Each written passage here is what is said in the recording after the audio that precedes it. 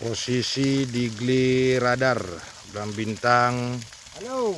Sedang terjadi karhutla, namun saat ini lokasi sulit untuk dijangkau dengan menggunakan unit armada pemadam. Demikian laporan dari petugas pemadam BPBD Kabupaten Aceh Besar di lokasi kejadian. Inilah jalan menuju lokasi, guys.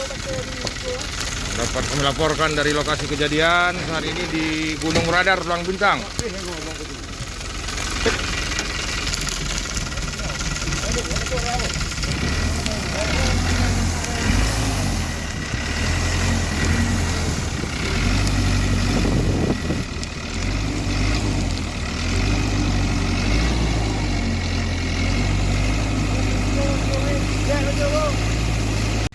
Anjing halo, anjing halo.